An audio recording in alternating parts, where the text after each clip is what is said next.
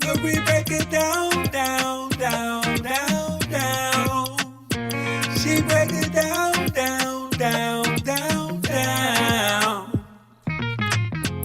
She got a message for the people, a brilliant mind and a clean soul.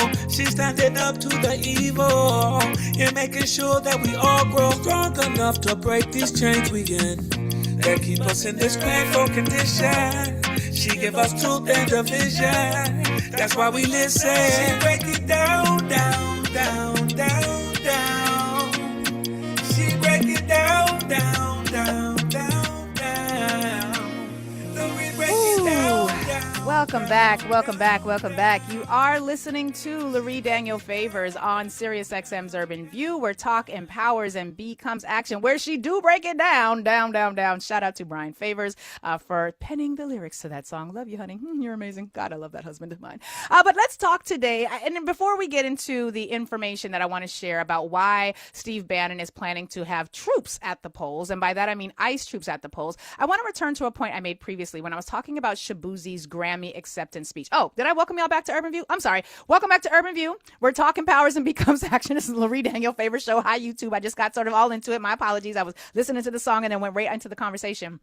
And this is Urban View, channel 126 on Sirius XM Radio. Now, I want to talk about, a couple of days ago, you guys may recall that after the Grammys, I didn't talk a whole lot about the Grammys because I didn't watch them. I just watched some clips. But Shabuzi had made a comment in his acceptance speech. And again, no shade to him. He has since clarified what he meant and has demonstrated an understanding of this. But Shabuzi said something along the lines of immigrants built this country and they gave it the color and the flavor and whatnot. And I corrected that record and I said, well, I see what you're saying there, sir, but black people, enslaved Africans, built this country. It was not immigrants who built this country. And some of y'all thought I was being a little harsh. And so I thought that I should just take a minute to remind all of you that on this day in history, February the 5th, 1917, Congress had passed the Immigration Act of 1917. And that act banned Asians and other non-white people from entering the United States. So immigrants of color, I should say, were not a part of the building of the nation from the 1619s until the 1860s era when the Civil War ended.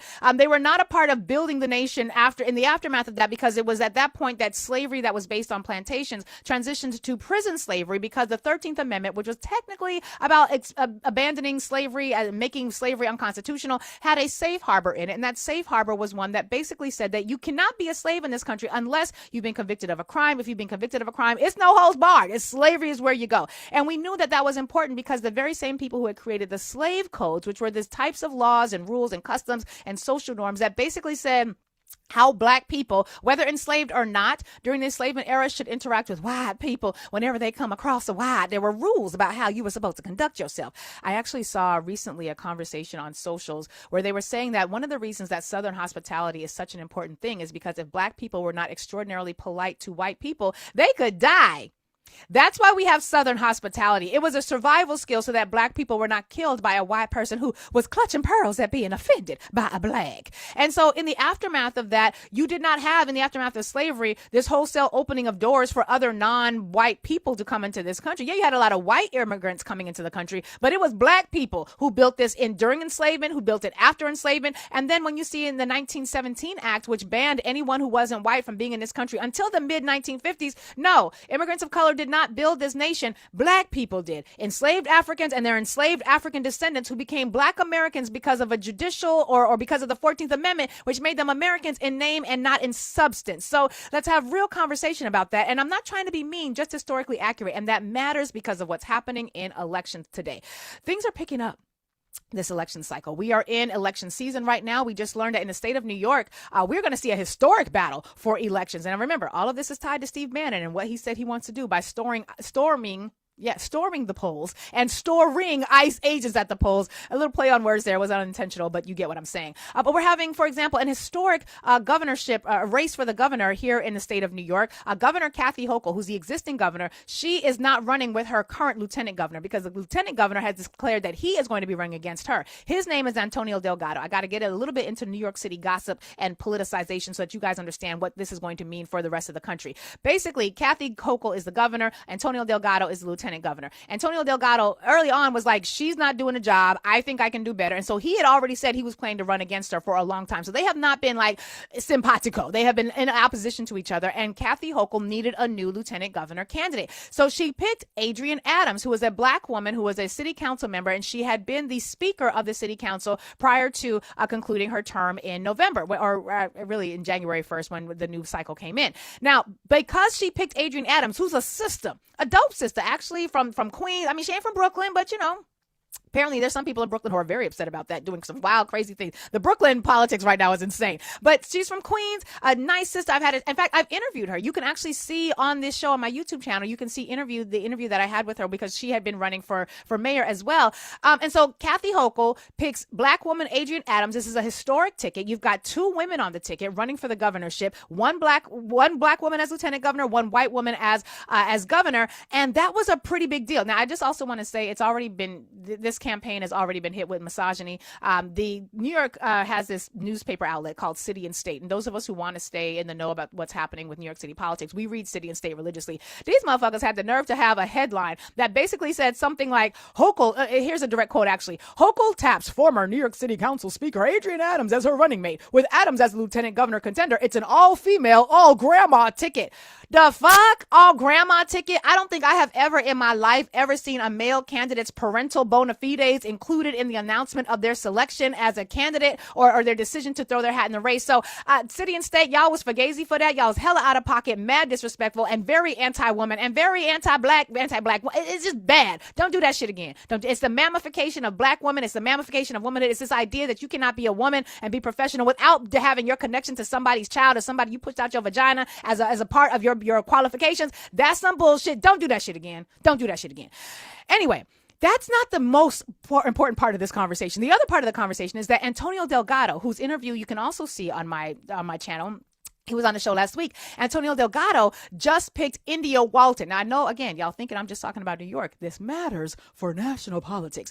Antonio Delgado just picked a sister, India Walton, who had run successfully and beat the incumbent in a primary for mayor in the city of Buffalo, one of the larger cities in the state of New York. Now, India Walton, she basically, I know y'all love Zohran Mamdani, but India Walton was giving Zohran Mamdani vibes before Zohran Mamdani was known to all of us, right? And so she was a progressive. She's a part of the Democratic Socialists for America, very left-leaning, super dope sister. In fact, I interviewed her a couple of years ago during her candidacy. I believe you can also see her interview on my channel as well. But he picked this woman, black woman. It's amazing. So you've got a black man and a black woman running, representing progressive, left-leaning, future-facing sort of policies. And then you've got a white woman and a black woman running who are representing what some would say the more moderate position. And it's going to be one that allows us to have really powerful conversations about policies and politics and race, and all of that matters, because when you've got this much access to the polls and this much potential power being held in the hand of black people, well, now we know that doesn't typically go so well in the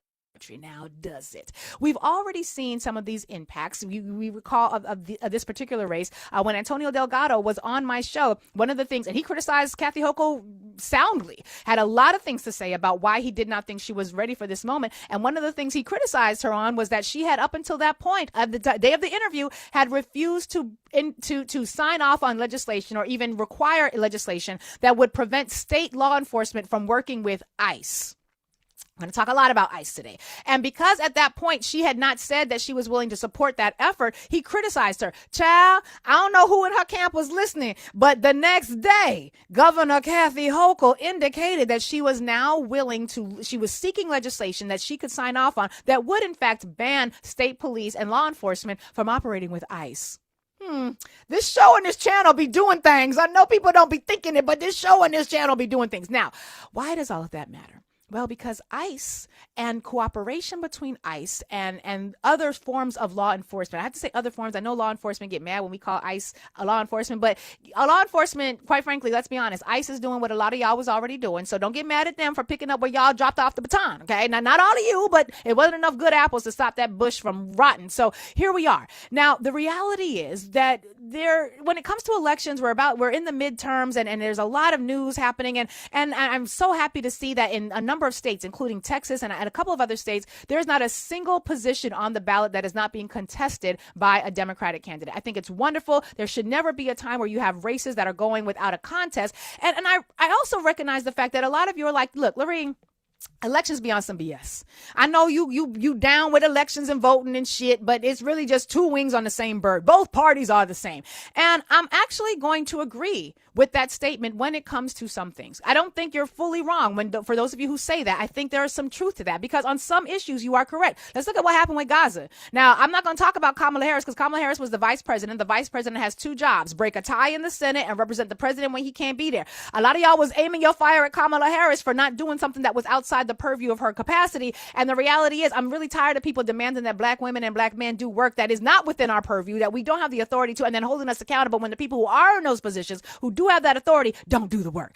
That's a story for another day. But I think we can agree that when it came to Gaza, Joseph Robinette Biden was some trash, as trashy as the Republicans were. Now, maybe slightly less trashy because he wasn't planning on doing like a Riviera on Gaza. He wasn't planning on building hotel chains and having like a whole new European city built in its image on the coast of wherever Gaza is located.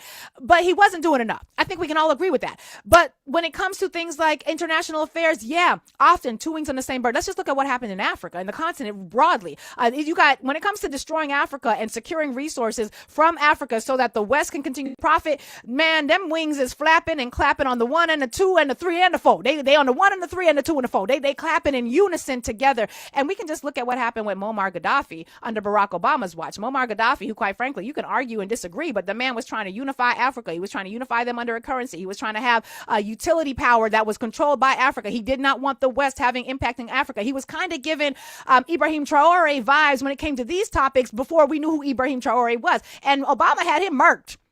So empire is empire. When it comes to preserving empire, yes, the two wings, the Democrats and the Republicans, are often on the same side internationally. However, when it comes to domestic issues, when it comes to issues that impact us here on the ground, on local issues, those two wings often be in opposition. Not in enough opposition, but enough that it makes a difference. And I described this way more extensively in the podcast episode, which will be out later on today. The podcast, again, for those of you who are new to this channel, is called Lurie Breaks It Down. We have a 6 a.m. Podcast episode that goes out. That's our moment of gratitude, our spiritual inspiration. And then 2 o'clock, 3 o'clock in the afternoon, you're going to get hit with the hard news because it's all shot, no chaser on this show.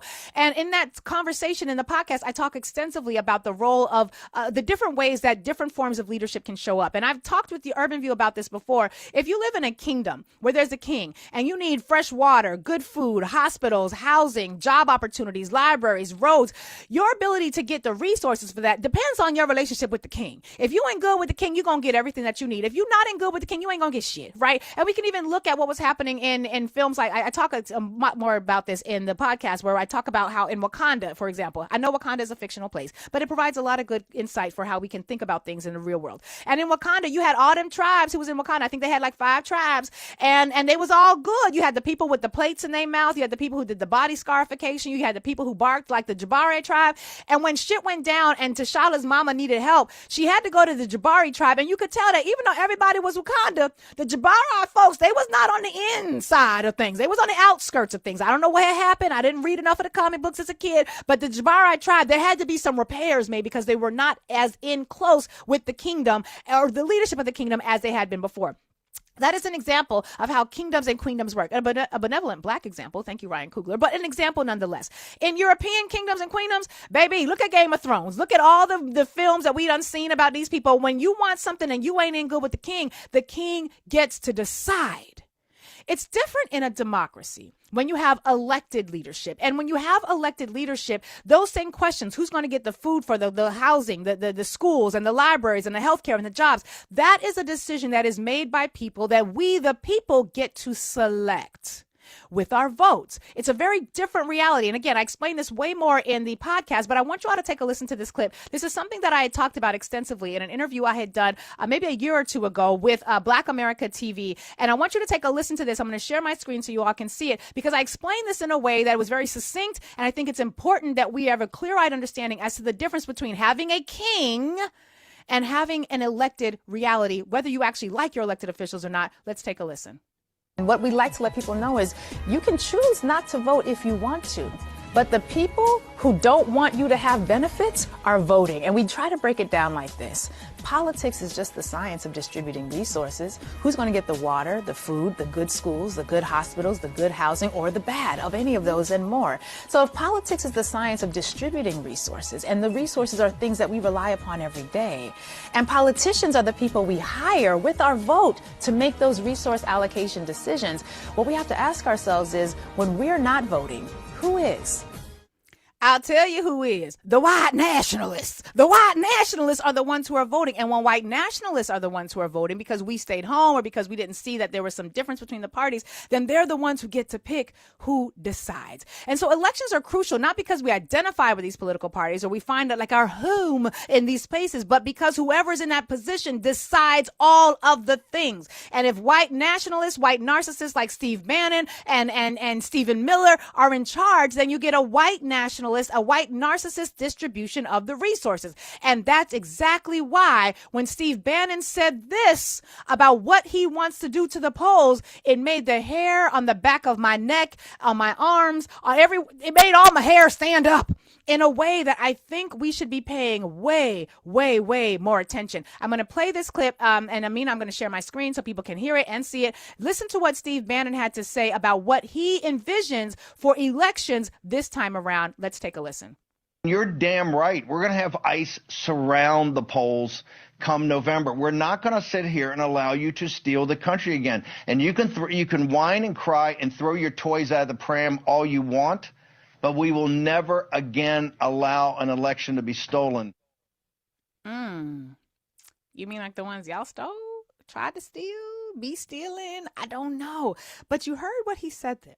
They're going to have ICE agents surrounding the polls. You remember what I shared with y'all about what happened in Eufaula, Alabama, when those black people went to vote and they were going to vote for a candidate who believed in integration, who believed in emancipation, and they were going to vote for him in a position for circuit judge. And that was a very important position, so important that when the white people found out that all the blacks were going to be voting for this white progressive, this righteous, this white race traitor, they stockpiled weapons. Remember that language? They stockpiled weapons where? Near poll sites. They stockpiled weapons and munitions in spaces where if black people dared to exercise the right to vote, it would be easy to assassinate them.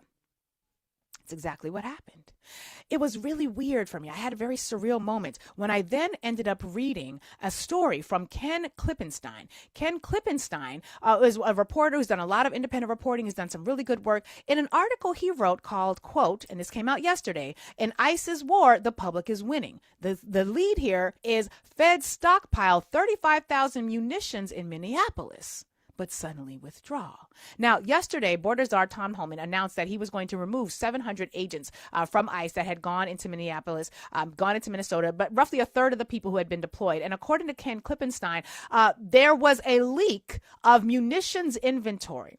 Munitions that ICE had been stockpiling in key strategic places throughout Minneapolis. According to the report, he says, according to a Homeland Security munitions inventory leaked to me by mid-January, just a couple of weeks ago, 2 weeks ago, the feds had, quote, amassed some 35,000 weapons in Minneapolis.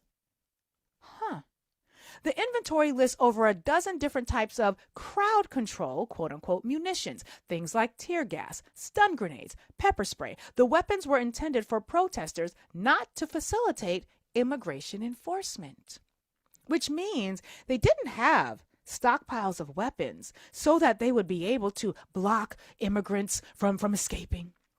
They weren't stockpiling weapons so that they could have better ease of access into the courthouses where immigrants were showing up properly for their hearings so that they could continue the process of seeking citizenship. They didn't have the weapons stockpiled there. They had the weapons for the protesters. That's important because when you look at the list, and in fact, let me share my screen. I love sharing my screen. When you look at the list of weapons that they had, let's talk about this. Tactical grenades. triple chaser CS grenades, tri-chamber grenades, CS flameless, SAF smoke with white grenade, smoke grenade green, riot control, CS grenade green. I don't know what these letters stand for. Some of you who are more militarily engaged will probably do. But we've got stinger grenades, we got all types of shells, we got speed heats, we got smoke, we got long range this, short range that, direct impact. We got a whole lot of shit. A whole lot of shit. Now, other agents in the Department of Homeland Security call this complete overkill. It was ridiculous. But remember, the weapons weren't for immigration enforcement. It was for protesters. I'm old enough to be able to make connections that cause me to be very, very concerned. We learned yesterday in an interview where Michael Steele on the show that he and Simone Sanders and oh my God, there's another sister. I cannot remember her name, but a Latina sister, and they have a show called The Weeknight, and it's on MS Now. And one of the things that I saw in some clips that were shared from a conversation that Michael Steele was having with a representative from the state of Georgia who is running to be the Secretary of State. Now, the Secretary of State is the position that handles and that manages elections in your state. If your Secretary of State is fugazi, then you're going to have a situation where you're not going to be able to ensure that your elections are fair. You're not going to be able to ensure that your elections are safe. And when you think about that, it's a real problem because the reality is right now, they don't have to even surround all the poll sites with this sort of weaponry. They don't have to really do this for everybody in all the states. They just have to be selective about the states where they want to see this happen. Now, I play this clip in the conversation. I don't have time to play it today, but basically in that conversation, what we learned is that if you're in a state like Georgia, where you already had ICE agents, federal agents, which included the Director of National Intelligence, Tulsi Gabbard, who has been credibly accused of being a whole ass Russian agent for years. I'm still mad at y'all who were giving her applause when she lied on Kamala Harris at that debate. Not because, I was rocking with Kamala Harris hard like that. I'm just saying y'all was clapping for Tulsi Gabbard and Tulsi Gabbard was lying her ass off. But Tulsi Gabbard and members of the Department of Homeland Security, of the Department of Justice, of the FBI raided an election site in Georgia. The Board of Elections took all they shit. Now they facing off in court and they filed a lawsuit to get it back, but they did so to redress what happened in 2020. But we all know that these people be practicing. And so in the podcast, you'll hear this exchange between Michael Steele and the Fulton County Commissioner, Dana Barrett, who are talking about what would happen in a situation where if Steve Bannon's dream comes true and they do stockpile whatever they going to stockpile, similar to the stockpile list that was in Minneapolis. If they do surround the poll sites with ICE agents, they don't have to do so in blue states. They could go to purple states. They could go to all the red states and do so there with ease because you have governors in those states like Governor Greg Abbott in Texas, like Governor Ron DeSantis in Florida, who are in agreement with this sort of approach, who would be a part of the crowd shooting at the black voters in Eufaula, Alabama back in the early 1900s who were trying to vote for their freedom and liberation, but white nationalists refused to let that happen. The reason this matters is because we have to be crystal clear about what is going on when it comes to these battles, and those battles matter greatly because right now we're in a situation where they're losing in court. They're losing left, right, and center in the courts. Not only are they losing in court, but they're losing when it comes to public opinion. ICE is one of the most unpopular elements of the entire nation right now. But the reality is they still have enough capacity to cause a lot of harm and a lot of danger when it comes to elections this cycle. And that really matters because what they want is the king. They want white nationalists, white narcissists who have the sole and complete authority and power to be able to decide all of the things. And in that conversation with Michael Steele and the Fulton County Commissioner, what we also know is if they can do this in 2026, you can blow 2028 out the water. I want you to take a listen to this clip very, very quickly. This is Mark Elias, who's a super dope attorney who's been doing a lot of democracy protection work. He does voting rights work, and he's been at this for a very long time. Take a listen to what he says about how we should be approaching the way we determine what happens next. I've been sounding the alarm about the risks that Donald Trump faced to democracy since I was the general counsel to Hillary Clinton's campaign. You and I did a lot of television sounding the alarm before the 2020 election and what we saw afterwards. And I am here to sound a larger and louder alarm today than I ever have before. I mean, the fact is that Donald Trump has proven himself desperate. As you point out, the redistricting has not worked out the way he wished. I'm proud that my law firm represented the Democratic Party in defeating the Republican effort that we just won in the Supreme Court. But the fact is that when that didn't work out, he then went to Plan B. And Plan B is what we are seeing. It is political prosecutions. It is the threats of more political prosecutions. It is the dry running of how one seizes ballots. Yes, he's interested in 2020, but he's really interested in setting up the mechanism to be able to seize ballots in 2026. He has found a prosecutor in Missouri, not in Georgia, in Missouri, seizing ballots in Georgia. That prosecutor in Missouri apparently has nationwide jurisdiction, so he has found a willing prosecutor to do these things. So when we're thinking about this with a historical lens, when we're applying a Sankofa analysis to this, and for those of you new to Sankofa, it's a principle out of the West African community of the Akan people, and it's a symbol. It's a part of the Adinkra symbol system, and it's a symbol that's depicted as a bird walking in one direction. It's got its head turned back in the direction from which it came, and it's got an egg in its mouth. And the idea behind that symbol is that one cannot understand where you are today. You certainly cannot prepare for the future if you do not understand the history that preceded the moment in which you stand. We have to be crystal clear that when it comes to the freedom and the liberation that we are trying to build, trying to envision, trying to imagine, we are doing so while flying the plane. We're building the plane as we fly because we're fighting for something that we've never actually had in this country.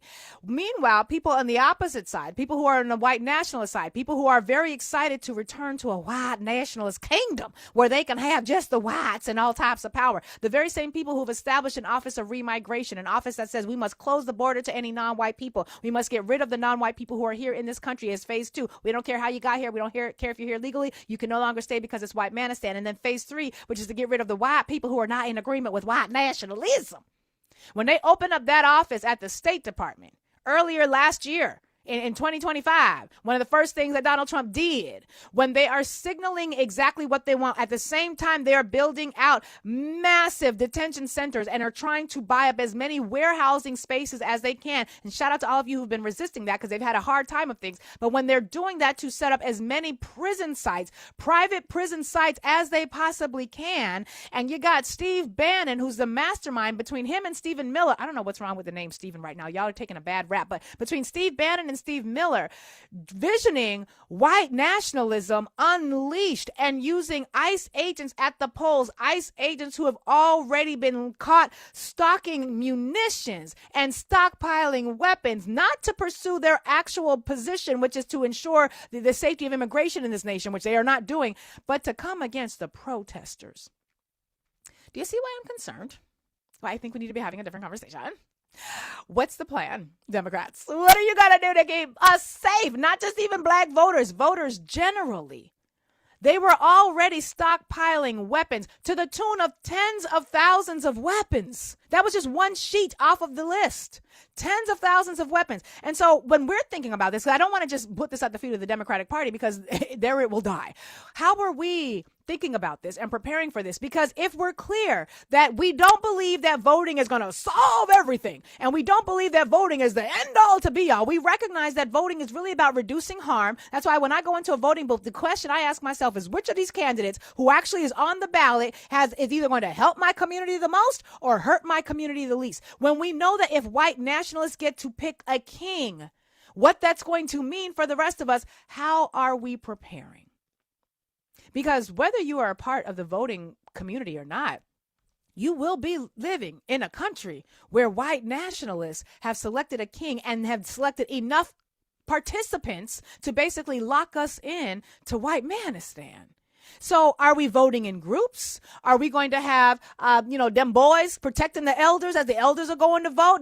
Can we get the corner boys involved in this? The corner boys and corner girls, can they support by protecting people and keeping them safe? Where are the righteous righteous? How many of y'all are joining up with groups like Standing Up for Racial Justice, Surge, which are groups for white people, by white people to help y'all figure out y'all white nationalism and y'all white narcissism and help y'all heal from that and make this world a better place by sabotaging the system of whiteness? Are you joining up with those groups? Are y'all joining up to create a roving bands of the patriot whites who are going to protect everybody else who wants to vote? Because if you're not having those conversations, while they're having conversations about surrounding poll sites with ICE agents who have already been caught stockpiling munitions just to deal with protesters, baby, We ain't serious. We ain't serious. And I want to say something that happened yesterday in the conversation, because I did a town hall, and in Urban View, you all heard this part already, but for those of you listening new to this, we had a town hall last night with Clay Kane about his new book, Burn Down Master's House, which is now a New York Times bestseller. We got the call that he was a New York Times bestseller, debuted at number 5. We got the call literally during the middle of the town hall. It was amazing. But one of the things that came out in the conversation as we were discussing Burn Down Master's House, which is a phenomenal story about the enslaved Africans who resisted and all the forms of resistance, and it's beautiful. It's amazing. It's detailed. He don't leave nothing to imagination, except the things that should be left to imagination, but the resistance and the revenge and it's beautiful, it's juicy, it's delicious, it's amazing. Highly recommend Burn Down Master's House, Clay Kane.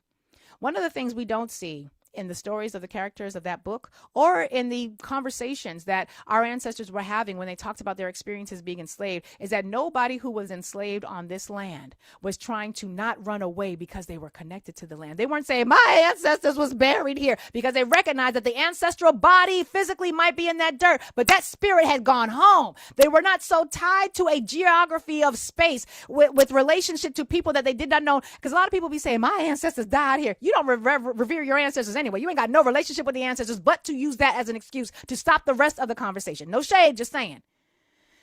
We got a lot to unpack. We got a lot to figure out. They're crystal clear. They are not building a plane as they fly it. They are, quite frankly, reopening the books that their ancestors left for them on what re-enslavement and reestablishment of the slaveocracy looks like. We're the ones flying a little bit blind. And that's all right, because we're also the ones who have the power to change all of this. We'll figure it out by and by. Heading